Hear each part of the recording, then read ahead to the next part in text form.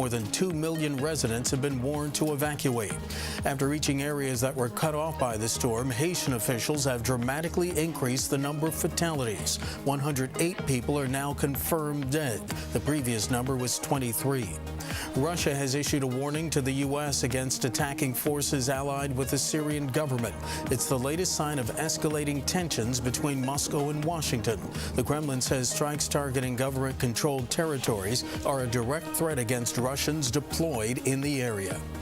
By consensus vote, the United Nations Security Council today formally nominated Antonio Guterres to be the next Secretary General. Guterres spent 10 years as UN High Commissioner for Refugees. He says he wants to serve the most vulnerable. The victims of conflict, of terrorism, the victims of the violation of rights, the victims of poverty and the injustices of this world. The 193-member General Assembly is expected to approve Guterres' nomination next week. Global news 24 hours a day, powered by more than 2,600 journalists and analysts around the world. Bloomberg Technology is next.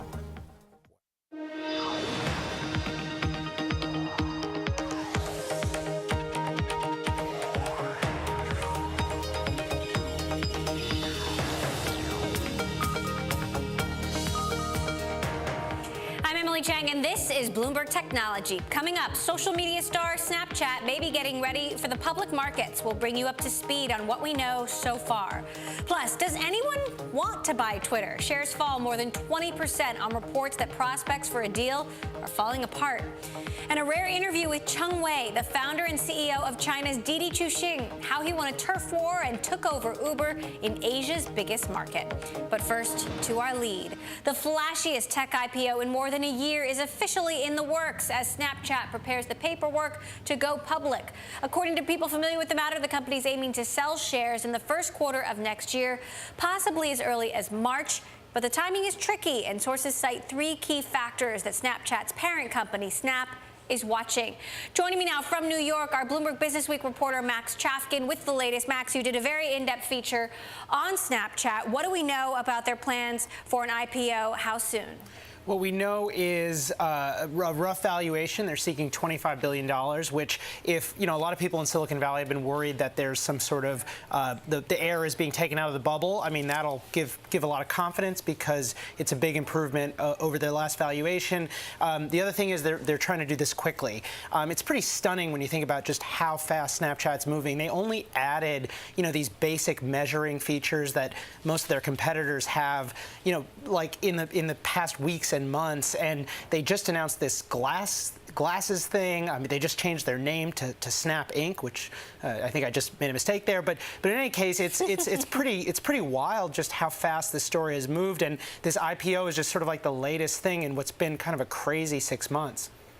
So why do you think they're going forward with this now? I mean, I know there are a number of factors out there that they've said will affect their timing. Right. Well, I think so. Part of it, I think, is they're trying to seize on some momentum. Facebook's Instagram just knocked off the basic functionality of Snapchat.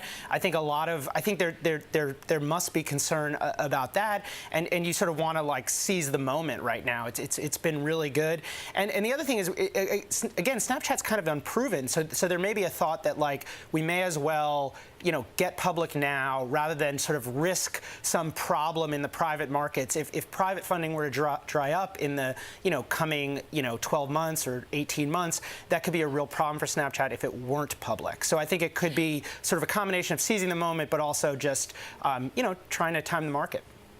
Now, I spoke with Twitter investor Chris Sacca earlier this week, and the first thing he did when he saw me is Snap, not use Twitter, which he's been Twitter's biggest cheerleader for the longest time. Take a listen to what he had to say about Snapchat. Snapchat is interesting in that what I think distinguishes it is less about the product and more about the product team. That's a company that's been willing and able to reinvent itself a few times now. They're just bold. They just take chances. And when they originally walked up to me after a talk I gave once and said, "We really love what you stand for. We love the way you work. We talk to other people, work with you. We want you in our deal." And I was like, they walked away, and I went home and I told my younger business partner, and he's like, "You said what?" And by the time we got back to Snapchat, they'd run away and done a deal with somebody else. It was a bummer. It probably cost us a few $1 billion. So unfortunately for Saka, he didn't get in on that deal, but others did. He's using the product innovation, the willingness to change as a positive, perhaps in comparison to Twitter, which hasn't changed. What do we know about the actual numbers here in terms of users and user growth and the actual market that Snapchat has been able to bite off? I don't have the numbers handy. I think we're talking about 150 million daily actives, which is a big number. I'm not sure. Twitter has been sort of squirrely about its daily users in the past, but I think most people believe that Snapchat is seeing much better engagement than Twitter. And when you consider that the way that Snapchat has grown and how young it is, that's pretty impressive. The other thing about Snapchat right now is it's just cool. And I think one of the things that we've learned from watching the evolution of these social networks over the past decade is that sort of thing matters. And Twitter really seems to be struggling just to retain users, to get people excited about it, whereas Snapchat, as Chris Saka is saying, I mean, they are just bringing out new products, new ideas, sort of these new shows constantly, and there's a there's a real sense of momentum. Well, we'll see if cool is enough to spark public market investors. Our Bloomberg Business Week reporter, Max Chafkin, thanks so much for that update. We're going to continue the conversation tomorrow with Lightspeed venture partner Ravi Mehta. Lightspeed was the very first venture capital firm to back Snapchat. Turning now to tech M&A, because on one hand, Qualcomm is moving closer to a deal with the Dutch chipmaker NXP. People familiar with the matter say the two companies are making progress on price negotiations. Shares of both stocks rose in Thursday trading. On the other hand, of course, Twitter shares plunged the most since 2015 on reports that its prospect for a deal are falling apart.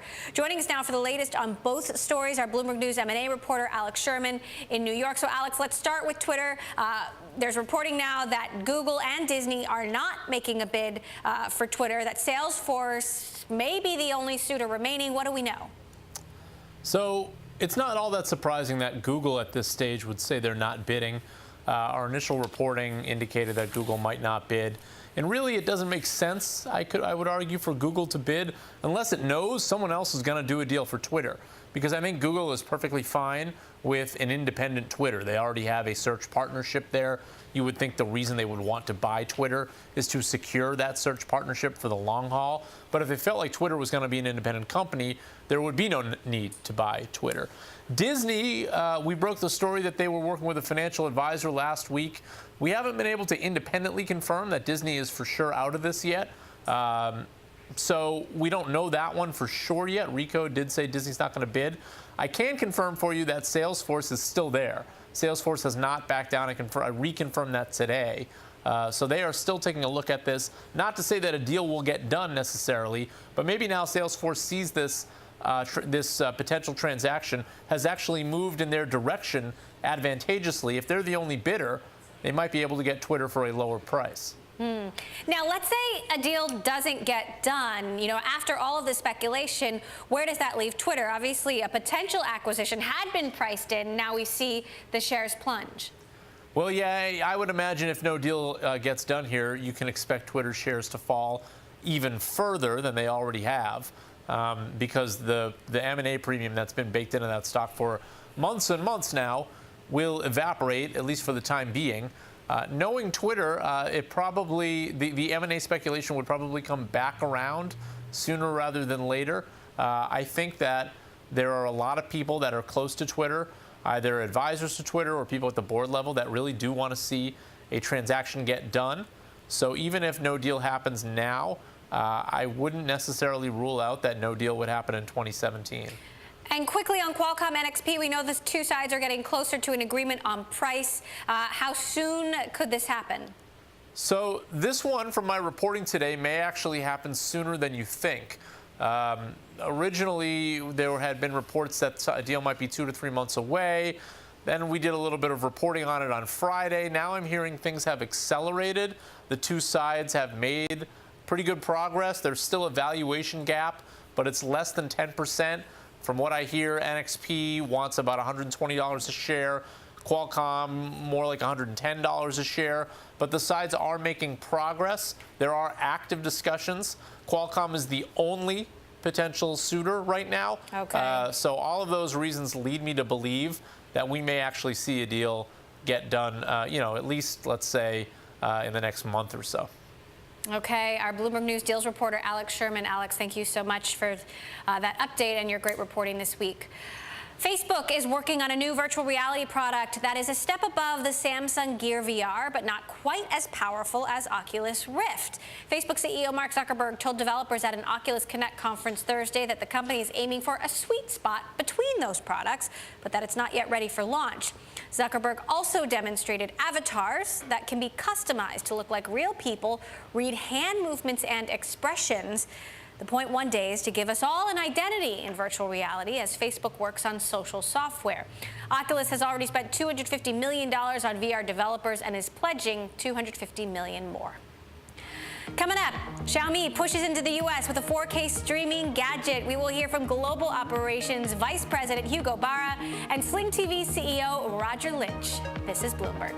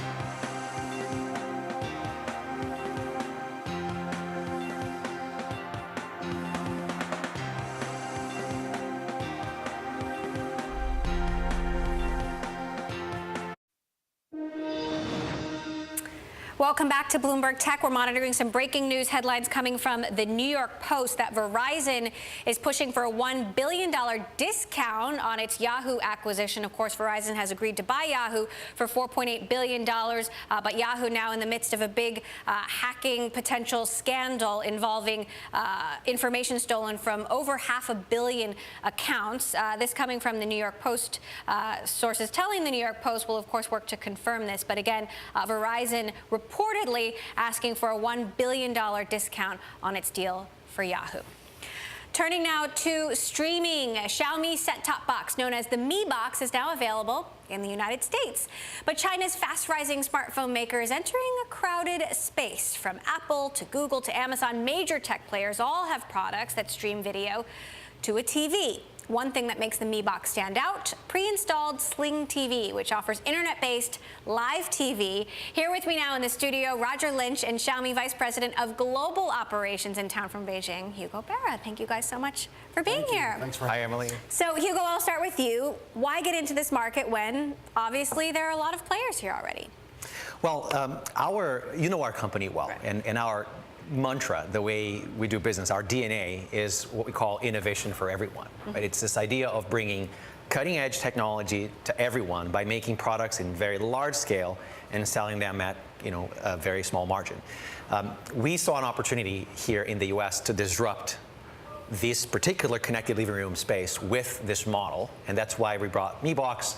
We're doing it in partnership with Google and with Sling TV, and we're here because this cord-cutting phenomenon seems to be going mass market. So I think this is the right time to enter this space. Now, Roger, Sling is, of course, available on these other devices, but if you go with the Mi Box, you get a discount. How many subscribers does Sling have, and how many new subscribers do you expect this to drive? You know, Emily, we don't release these numbers since we're part of Dish Network. Those numbers are released as the total subscribers that Dish and Sling have.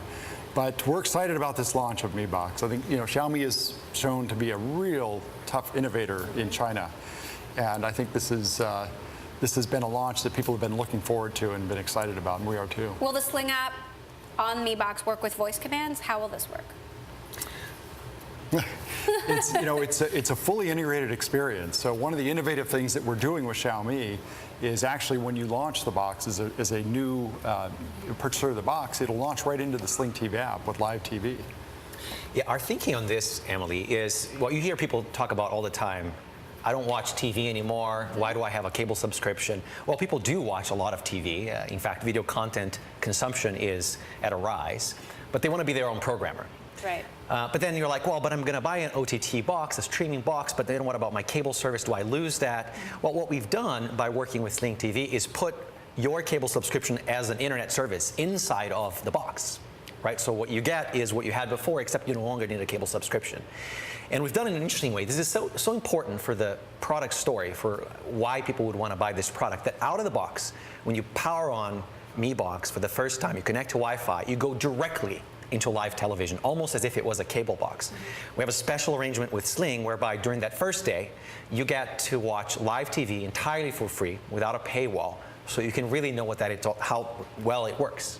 Now, how well it replaces your box. Cord cutting is obviously on the rise, but it's interesting because in China, live streaming is huge. It's far bigger than it is in the United States. And I'm wondering, Hugo, if you could describe that for me a little bit and how you expect live streaming in the U.S. to evolve. How will it get there?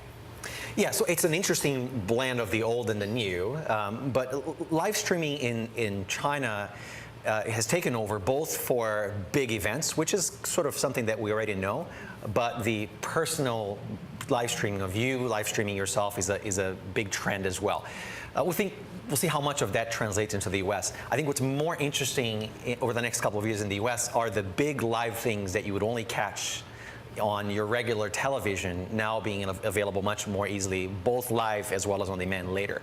There's, you know, unbundling trends at play here as well that will accelerate this trend. Roger, how do you see the market evolving? It's, you know, the pay TV market in the U.S. is really in a state of transition. Right. If you look back 5 years ago, pay TV penetration of occupied households was around 88%, and today it's down close to 80%. And so we can see these shifts happening where consumers are moving to more streaming. They're putting together their own bundles with different services that weren't available before. So I think we're just at the beginning of a long secular shift that we're going to see, moving to streaming. Google unveiled Google Home earlier this week. Will Sling work on that? You know, we look to work on every device that people have. It's very important for us to be on every major streaming device that people are using in the home. Now, Hugo, you can order this online, but you can also buy it at Walmart. And I'm curious if that's an indication of how we might see future Xiaomi products available. We'll see. We're here one disruptive product at a time. Obviously, this is the first one. We think this category is poised for disruption. Yeah. We wanted a wide reach retail partnership, and Google actually brought us into Walmart because they've known retail channels really well here in the U.S. for some time. So one retail channel is sort of enough for us to start with. We chose a very wide reach one, and obviously we'll go from there. All right, and of course you used to work at Google for a very long time, so I'm going to ask you in the next block what you think of what they announced this week. Hugo Barra, you're sticking with me, Vice President of Global Operations for Xiaomi. Sling TV CEO Roger Lynch, thank you so much for stopping by. Great to have you. Coming up, we're going to dig into Xiaomi's other products and smartphone competition. We'll be right back. This is Bloomberg.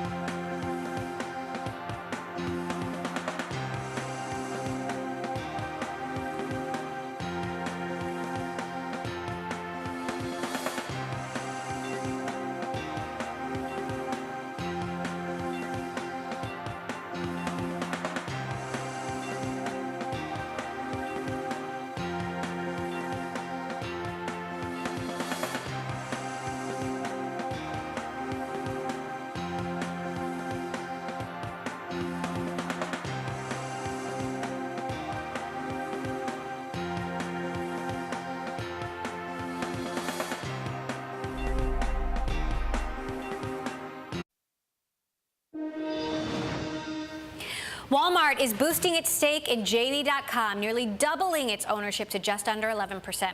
The increased holding is a move to strengthen an alliance to win more market share in the world's largest online market. Walmart is tapping JD's digital resources to help it succeed in China, where it estimates that a quarter of global retail growth will come from in the next 5 years. The retail giant's been spending big on e-commerce to compete with Amazon. Walmart just snapped up e-commerce startup Jet.com last month. And competition in the global smartphone market continues to heat up. Xiaomi recently revealed its most premium device, the Mi 5S Plus, in hopes of challenging Apple and Samsung. This is its new phone. But just this week, Google emerged as another serious contender with the launch of its Pixel handsets. All of this as the smartphone market reaches saturation. Xiaomi Vice President of Global Operations Hugo Barra with me here still in the studio. And of course, you ran Android at Google for a long time, Hugo. So I'm so curious to know what you think of the new phones and the fact that Google is now making its own phones end to end. I had the chance to try the Pixel and the Pixel XL yesterday. I was on campus and I was able to play with it myself. Very impressive. I'm a big fan. I think, to me, the most important thing Google is doing here is brand. Right? This is the first time that we're seeing a phone with a big G in the back. We've been talking about the Google phone for years, but the Google phone was never the Google phone. Now it finally is. Do you consider this competition? For sure, it is competition, right? I'm delighted because I think this is the kind of move that will shake up the industry, potentially in more ways than one. How? Well, it is a different kind of innovation, right? I think Walt Mossberg put it really nicely when he called the Pixel a vessel for AI. Right? This is precisely, I think, the future of innovation in this segment. We've been seeing, display innovation, battery innovation, camera innovation for a long time. Of course, those will continue, but I think where the real user experience differential will come from in the future is precisely the sorts of things that we're seeing Google do right now. Would you consider using the Google Assistant in Xiaomi phones? We do. I mean, to a certain extent, we already do. We ship voice search in Google Now on all of our phones sold outside of China.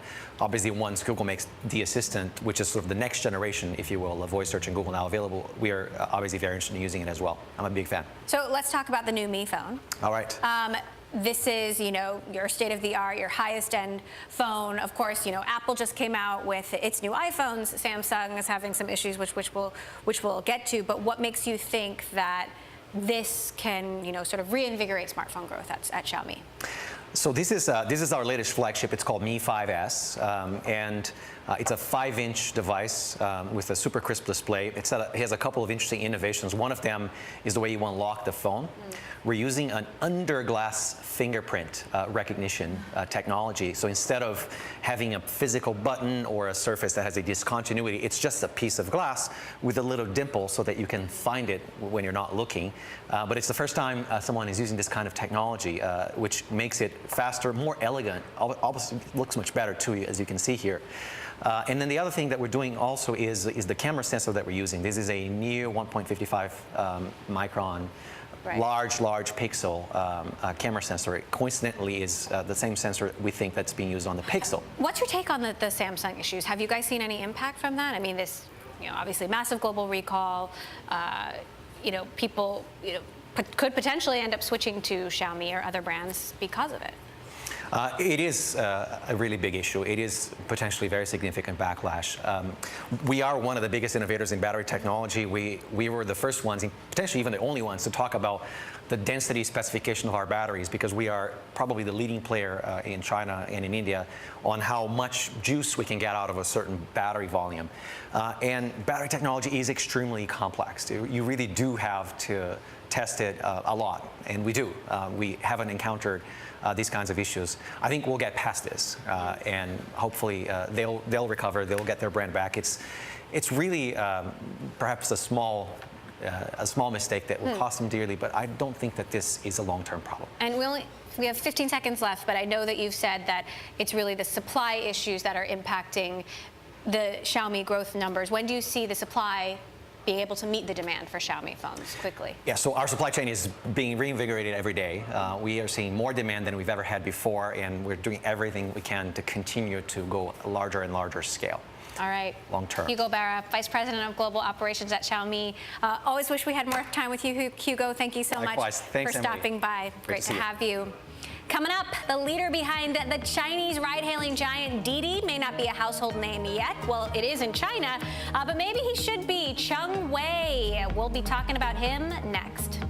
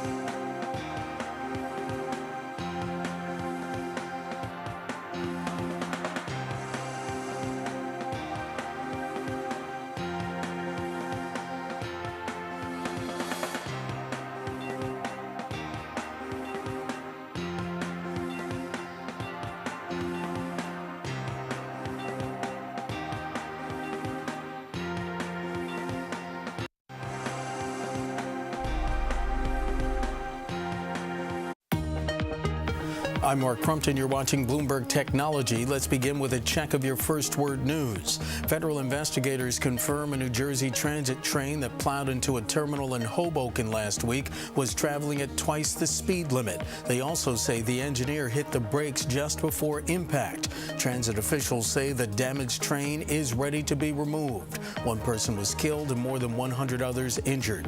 A senior member of Britain's UK Independence Party remains hospitalized after what officials call an altercation with a colleague. Stephen Wolfe suffered 2 seizures after the incident and fell unconscious at the European Parliament in Strasbourg, France. The name of the other party member has not been released. Authorities in India have arrested 70 people and are questioning hundreds more in a scam targeting thousands of Americans. Mumbai police say the suspects posed as tax authorities, even running fake call centers, then contacted U.S. nationals demanding they settle back taxes. Officials say the scam brought in as much as $150,000 a day. Pakistani lawmakers have passed legislation increasing penalties for so-called honor killers. It closes a loophole that often allowed offenders to go free. More than 1,000 women were killed last year, often by fathers, brothers, or husbands. The law mandates a 25-year prison sentence to anyone convicted. I'm Mark Crumpton. It's just after 6:30 p.m. Thursday here in New York, 9:30 Friday morning in Sydney. Paul Allen has a look at the markets. Paul, good morning. Good morning, Mark. Looks like another down day on the NZX, currently open for 90 minutes and off 0.4%, rounding off a pretty disappointing week on the New Zealand exchange. Things are expected to be a little brighter here in Australia, though. Futures indicating a rise of 1/3% at the open in just under half an hour's time. Nikkei futures right now looking mixed. A couple of stocks worth watching in Japan today, namely 7&I Holdings. They're planning to divest struggling department stores and potentially set up a real estate division. And Japan Tobacco has announced a $500 million e-cigarette production plan based in both Japan and China. The big one today, though, is going to be Samsung releasing a third quarter preliminary earnings guidance. This is the first look at how Samsung is doing earnings-wise since the well-publicized problems with the exploding Note 7s. If we take a look at Samsung's share price, though, you just see that little dip towards the end there so far has been dealing pretty well with the fallout from that problem. But we'll get a little more news from Samsung in just under an hour's time. I'm Paul Allen in Sydney. More of Bloomberg Technology next.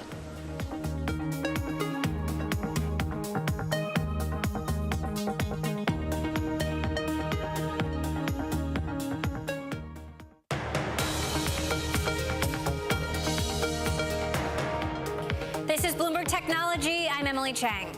Now, you may have heard of Travis Kalanick at Uber, even Jean Liu of DiDi, but what about Cheng Wei, also known as Will, or the Uber Slayer? Well, he's someone you should know. The Chinese tech billionaire and CEO of DiDi Chuxing successfully won a turf war with Uber and turned his ride-hailing app into a global force. Cheng sat down for a rare interview with Bloomberg Businessweek's Brad Stone and is featured on the cover of the latest issue of Bloomberg Businessweek. Brad just got back from Beijing, here to tell us all about it. So tell us about this guy. He's very different from Travis, but also similar. Well, similar in some ways that we'll get to. But, 4 years ago, he's basically a middle manager, a sales guy inside Alibaba. He breaks off to do this thing. He's competing against 30 other Chinese ride-sharing startups. He then goes head-to-head with another one called Kuaidi, which is being backed by Alibaba. He merges, but basically wins that battle, and then head-to-head with Uber. And now they've done this peace deal over the summer. Uber has agreed to leave China, but again got 17% of DiDi. So he's a battler. So yeah, what is it about? I know he's interested in military history. He led the battle with Uber like a war. Well, it's funny because at Uber's headquarters down Market Street, Travis calls the main conference room the war room. There must be something about these guys where the military point of view ends up being a successful one. So sure, Cheng Wei is very interested in military history. He talks about famous battles in World War II.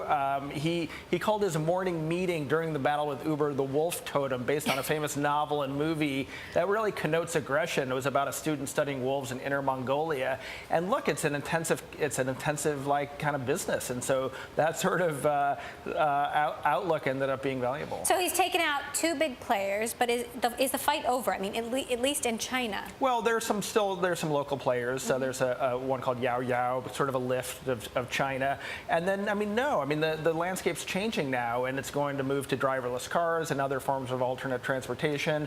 And then, of course, there's the world outside of China. And, DiDi hasn't agreed not to expand outside China. And he did tell us that he thought that maybe DiDi and Uber would end up competing in some other countries. So by no means is the competition over. Where's DiDi on driverless cars? Obviously, we know Uber has now a fleet on the ground, small.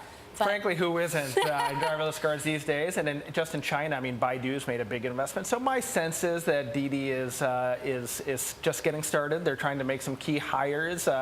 Cheng Wei said somewhat humbly, maybe we'll surprise you. But I think like Uber, they've got data and people have DiDi apps on their phones. And, that's a big head start. And what about profitability? Obviously, both DiDi and Uber lost a lot of money taking each other on. But now that that's calmed down, they've gotten rid of some of the subsidies. How close are they to turning this into a profitable operation? We'll probably see next year when they file to go public. But I would say right now they're probably not close. A big part of their business is facilitating yellow cabs in China. That's still probably a majority of the business, and they hardly make any money on that at all. And, we talked to some drivers and some riders last week in Beijing, and they were all complaining that fares have gone up and discounts and perks for drivers have gone down, and it's Didi, like everyone else, trying to rationalize their business, and so I expect the economics will improve, and then we'll get a look at the underlying profitability of the business. All right, well, fascinating profile there. You can check it out in this week's edition of Bloomberg Business Week. Brad Stone, our global tech editor, thanks so much for sharing that with us. A stock we are watching, Coupa Software, surged in its first day of trading on the NASDAQ. This after the company priced its shares at the high end of an increased range. It's been a slow year for IPOs, but the move suggests a strong appetite for tech offerings. Bloomberg's Carol Massar and Corey Johnson spoke to Coupa CEO Rob Bernstein and asked what investors could expect from the company in coming months. Take a listen. We had a great reception from investors across the country, and what they could expect is for my team and I to continue driving our organization further and further. And we do that by focusing on our customers, ensuring their success, and driving measurable value for them, greater profitability, more visibility, better compliance through our cloud spend management platform. This weekend on Bloomberg, we will bring you all our best interviews from the week, including our interview with GoPro CEO Nick Woodman as the company revamped the Hero 5, and that hits store shelves. The best of Bloomberg Tech this weekend on Bloomberg Television.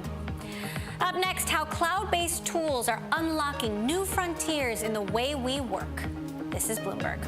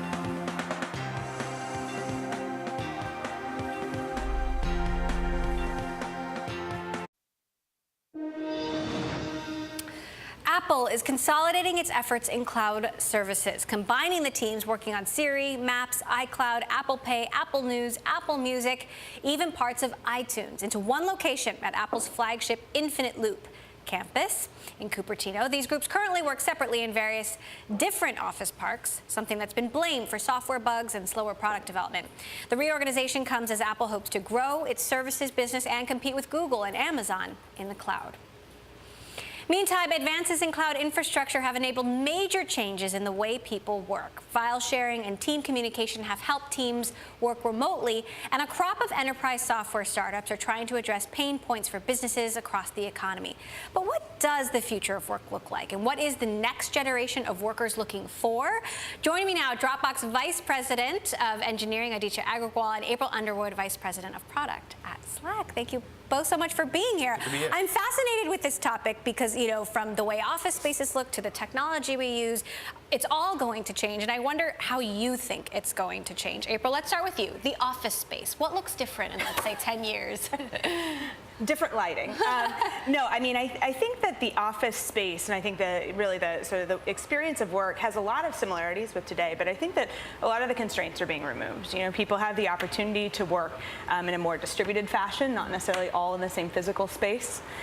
They have the ability to work at different hours, and also the global aspect of the economy sort of necessitates that. But more importantly, I think that there's an increased appreciation for really allowing employees to have the agency and really the flexibility to choose the work style that works best for them. And so that's one of the things that obviously we're focused on at Slack, which is that even though those constraints may be removed, people still need a place to go to get work done.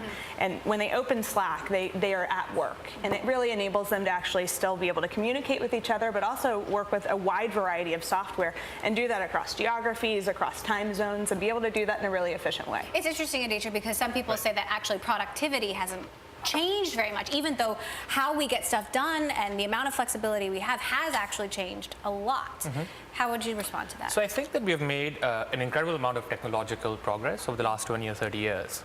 But at the same time, what we have seen is that the amount of information and the amount of communication has increased actually way faster than technology has been able to keep up with, especially in the workplace. And add to that the fact that if you kind of look at how productivity software was built for the last 20 years, it was on a shrink-wrap software lifecycle, which means that over 20 years, we got 10 shots on goal. Whereas Slack and Dropbox get 10 shots on goal every day. That's our pace of experimentation. And I think that the other thing that has changed is that we are building for the user, not for the buyer. Because historically, you would actually have to build for the people who are purchasing the software, not for the people who are building the software, for using the software, which meant that low iteration cycles, as well as essentially not building for the user. Once you remove those constraints, I actually think we're going to see a ton of productivity gains over the next 20 years. So, April, what are the biggest pain points you guys are trying to address? I mean, obviously, I know email is a big one. Do you think email is going to go away ultimately? Well, I think people always need ways to communicate with people outside their organization. And, email is great because anyone can email one another, but that's also one of its major downsides. And so, the main problems that Slack solves are it brings increased transparency to organizations so that the conversations that happen between two individuals that may actually be of value now or 6 months from now or a year from now are available to other individuals within the organization. So Slack brings that transparency by really organizing conversation around work around topics and allows people to harness sort of the power of that archive. But it also really brings sort of a lot of new elements that make workplace communication just more tuned to the needs of the individual user. So notifications that allow you to tune into the things and stay the most plugged into the topics that are critical to your work. But we're just getting started. So I mean, I think artificial intelligence, a lot of the things that we could do to help elevate the most important topics and connect the right people to one another, as well as the right tools, software applications, and so forth, that's still to come. So we feel like we're in an early stage of this major transformation around workplace communication and productivity, and we think Slack's an important part of that, but it's just the beginning. Let's talk about AI at Dropbox. How do you see AI? How do you intend to use AI to improve work, to improve productivity? Yeah, I think that we're still in the early days of actually applying AI to productivity and collaboration software. And it's kind of crazy. In the last 10 years, we've made so much advances in AI, but the things they're used for today are to rank the ads that you see, to rank the search results that you get, as well as to rank the recommendations that you have on Amazon. But I can't actually think of one actually super important or super useful application of it at the workplace. So I can't tell you the secrets that we're working on there, but I think we have a lot of interesting things going on. Now, of course, there is competition out there. The Information wrote a piece about Facebook trying to create a Slack competitor and reported that they were peddling their own AI as a way to perhaps gauge sentiment at work, gauge how employees are feeling about certain things. What was your response to that piece? Yeah, I mean, I'm not surprised to see that there is more competition in this space because it's what we're trying to solve with Slack is a really widespread problem. And people spend so much time searching for information, communicating with each other, and then there's been a proliferation of software. There are more new types of software that help people do their work better than ever before. They need to talk to each other. They need to work together. And so that's one of the things that we enable. So I'm not surprised to see that there are more companies coming in this space. In fact, there are plenty of other companies in Dropbox's space, and yet they're a very successful company. And so, so I'm not. So we're not surprised by that. A lot of the products that we hear rumors about, we haven't actually seen yet. And so I think it's really early to say exactly, whether one of these other products is going to be, a really meaningful swing at this. But if we go back in history, IBM probably didn't anticipate that some hippies from Microsoft were going to be able to be really competitive with them, and it turns out, of course, Microsoft was. Google has run into that around social with Facebook, and then now there are applications like Snapchat that are just taking the world by storm. So I think there's always room for new entrants, and we're actually trying to enable that further with our platform by creating the ability to help work teams actually find new software applications. And so we're not just sort of at that forefront of actually coming at this in a new way, but we're actually enabling the next generation of software developers. And Aditya, obviously, again, lots of competition in your market as well, and you guys have been, trying to take on bigger and bigger businesses. And I'm curious, what goes into designing a product for 10 people versus 10,000 people in a single organization? Right, I think one of the big mental model changes that we have made is that instead of thinking of it as a 10,000 person enterprise, we tend to think of it as 1,000 10-person teams. Like in terms of how do we get bottoms-up adoption, how do we get viral growth, and how do we really get essentially a team, a big behemoth, to really think of itself as a collection of loosely organized, nimble and fast and flexible teams. And if you can crack that nut, then you can actually rely on a lot of the bottoms-up adoption that I think companies like Slack and Dropbox are seeing. Last question to both of you about millennials. I'm curious what they want, what you think they want, and how you design products for them. Well, I think one thing that millennials value is self-expression, and I was at Twitter for 5 years before this, so obviously, everything we've seen in social reflects that. But I think one of the things that we bring with Slack is we bring personality into the workplace, and that we find that actually personality is not a distraction; it's an enabler. It's an enabler for teams to work well together and for individuals to do their best work. So that's just one of the many ways in which I think millennials will have the expectation both to be able to bring that personality, but also they're just going to expect that software at work is easy to use. The trainings that we used to go through to learn how to use software in the workplace, that's just going to seem like it's completely from outer space to this generation that's never lived without the internet, and that's where I think products like ours come in. You're nodding vigorously. Yeah, simple, delightful, zero training cost. I think that the amount of disparity between consumer software and software at work still continues to be so high, and that's really the hurdle that we need to cross over the next 10-20 years. All right. Aditya Agrawal, Dropbox Vice President of Engineering, April Underwood, Head of Product at Slack. Thank you both. Looking forward to the future as you describe it. Up next, could the biggest known company hacking of all time put Yahoo's $4.8 billion purchase price in jeopardy? We will discuss next. And if you like Bloomberg News, check us out on the radio. You can listen on the Bloomberg Radio app, Bloomberg.com, and in the U.S. on SiriusXM. This is Bloomberg.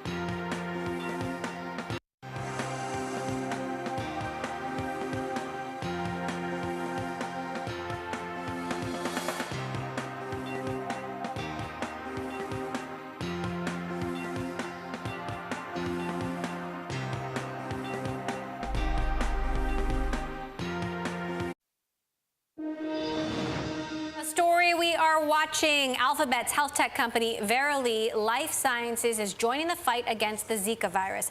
Verily has developed machines and sensors to automate the breeding and sorting of sterile mosquitoes or male mosquitoes that can't reproduce. That's long been considered a strategy for getting mosquito populations under control and limiting the spread of Zika, among other viruses. In an interview with Bloomberg, Verily's head of engineering said Verily doesn't yet have a business model in mind for this project, but it's confident that such a large economic burden as mosquito-borne disease can create a sustainable business. Turning back now to the major tech deals in the works, we are diving into a report that Verizon wants a $1 billion discount on its deal to buy Yahoo after reports of a major hack attack. This according to the New York Post. AOL boss Tim Armstrong flew to the West Coast in the past few days to meet with Yahoo executives to discuss the price reduction, according to this report. Joining me now here in the studio, our editor-at-large, Corey Johnson. And Corey, you spoke with Tim just last week. Yeah. What was his take on this? Well, so we had a long conversation as part of the Adweek conference in New York City early last week. And we talked a little bit about this. He, of course, didn't want to say anything. And, of course, I kept asking him about it. And one of the things that we learned from him was that yes, they do have a window for, well, the order of events. Yahoo got hacked. Yahoo knew it got hacked. Long pause. Yahoo says, Verizon, by the way, we were hacked before we agreed to do this merger with you. We don't know how long the pause was. But we know that Yahoo was well aware of this and did not disclose as part of the merger. And we know that people who have looked at the document say they should have disclosed this and they should have been required to disclose that. So that's a big problem for these guys as they try to complete this merger because it's really supposed to be something that they should have disclosed. The result is, I pressed him and I said, do you have a right to renegotiate? And what he danced around was the notion that if the value of the deal has changed, then they should have a right to renegotiate the deal. Furthermore, he said, but I asked him, is it possible that such a hack could happen and there's no damage to the underlying property?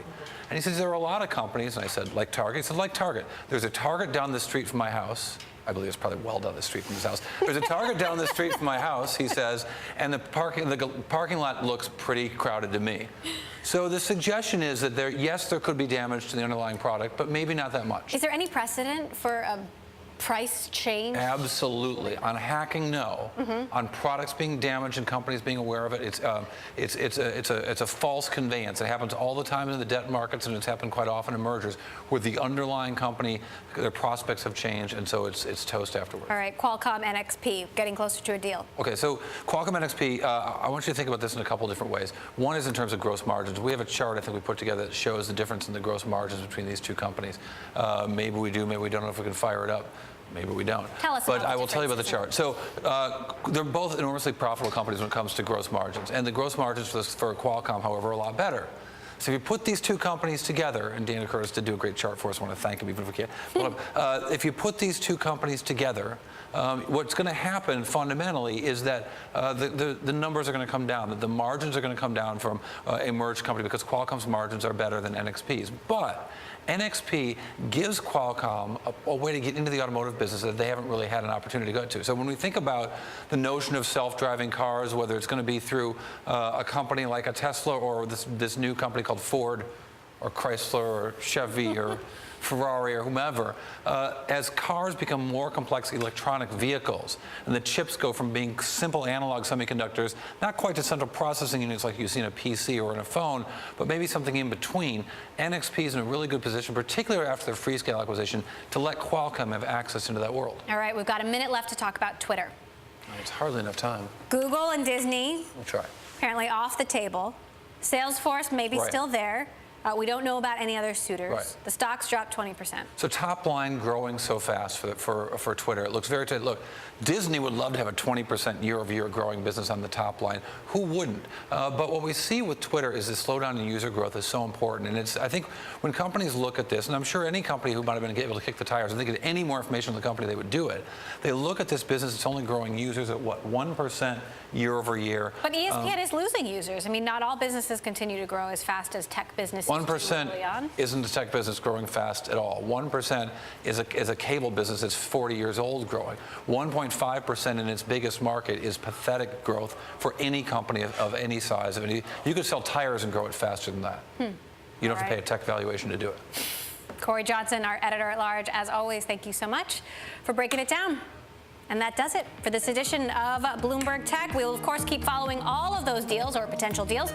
Tomorrow, we'll sit down with Cloudflare CEO Matthew Prince to wrap up the week in cybersecurity. And a reminder, check out our new website for everything you need to know around the world in tech. This is Bloomberg.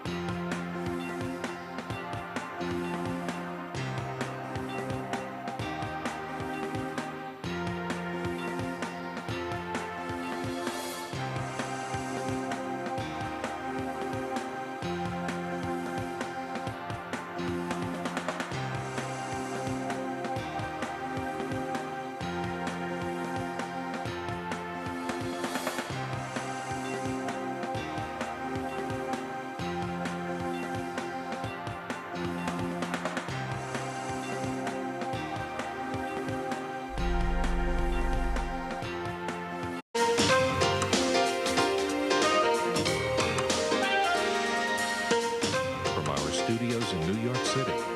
This is Charlie Rose. The sole vice presidential debate took place last night at Longwood University in Virginia. With only 33 days until the election, Governor Mike Pence and Senator Tim Kaine argued their candidates' positions on Syria, Vladimir Putin, and abortion and other issues. The consensus among analysts was that Governor Pence delivered a stronger performance, but struggled to defend Donald Trump. The second of three presidential debates will be held this Sunday at 9 p.m. Joining me now from Washington, Mike Allen of Politico, Jonathan Jait, a columnist for New York Magazine. His forthcoming book is called Audacity: How Barack Obama Defied His Critics and Transformed America. Here in New York, Dan Senor. He has served